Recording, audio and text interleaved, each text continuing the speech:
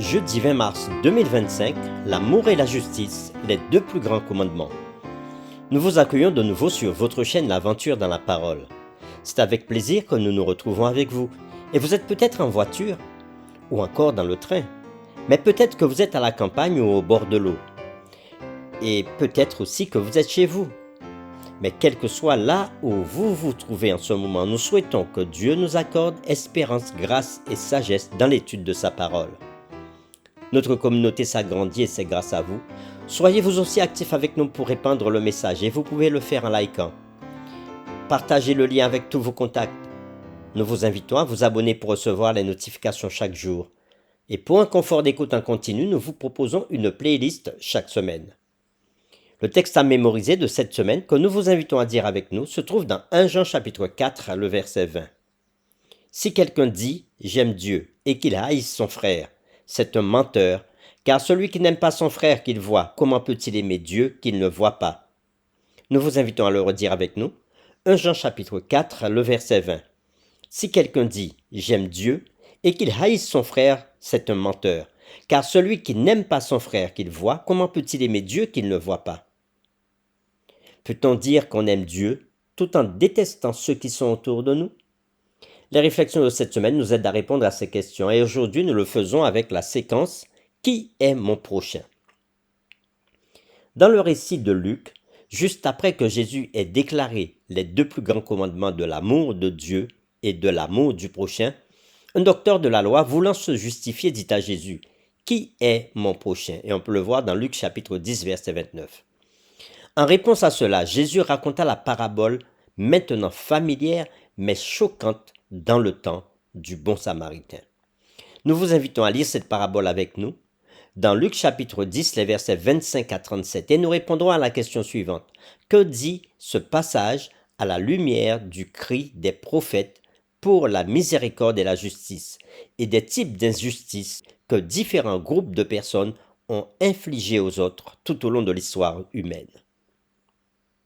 Nous lisons Luc chapitre 10, versets 25 à 37. Un docteur de la loi se leva et dit à Jésus pour l'éprouver, « Maître, que dois-je faire pour hériter la vie éternelle ?» Jésus lui dit, « Qu'est-il écrit dans la loi? Qui lis-tu » Il répondit, « Tu aimeras le Seigneur ton Dieu de tout ton cœur, de toute ton âme, de toute ta force et de toute ta pensée, et ton prochain comme toi-même. » Tu as bien répondu, lui dit Jésus. Fais cela et tu vivras. Mais lui, voulant se justifier, dit à Jésus, « Et qui est mon prochain ?» Jésus reprit la parole et dit, « Un homme descendait de Jérusalem à Jéricho. Il tomba au milieu des brigands qui le dépouillèrent, le chargèrent de coups et s'en allèrent, le laissant à demi-mort. Un sacrificateur qui, par hasard, descendait par le même chemin, ayant vu cet homme, passa outre. Un lévite qui arriva aussi dans ce lieu, l'ayant vu, passa outre. Mais un samaritain qui voyageait, étant venu là, fut ému de compassion lorsqu'il le vit.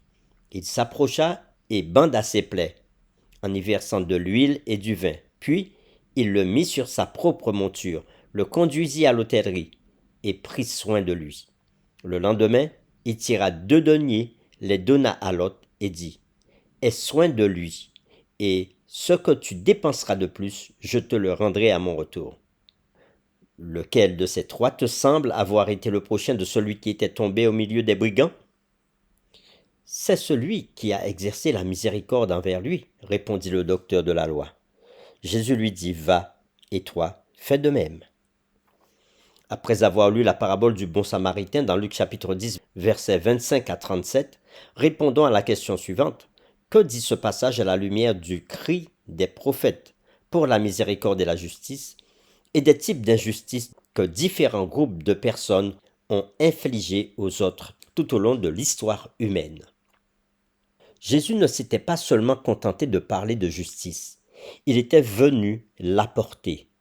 Il était et sera l'accomplissement de l'appel prophétique et de l'aspiration de la justice. Il est le désir de toutes les nations, en particulier de celles qui reconnaissent leurs besoins de délivrance. En contraste direct avec l'ennemi qui s'était emparé du pouvoir et avait cherché à usurper le trône de Dieu, Jésus s'était abaissé et s'était identifié à ceux qui étaient sous le péché, l'injustice et l'oppression, sans être infecté par le péché. Et Jésus a vaincu l'ennemi en se donnant dans l'amour afin d'établir la justice comme celui qui est juste et le justificateur de tous ceux qui croient.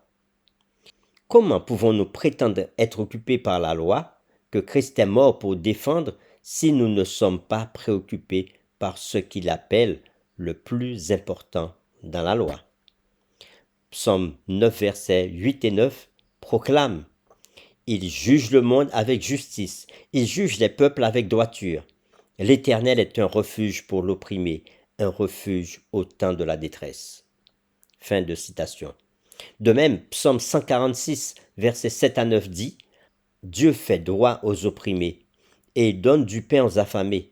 L'Éternel délivre les captifs, l'Éternel ouvre les yeux des aveugles, l'Éternel redresse ceux qui sont courbés.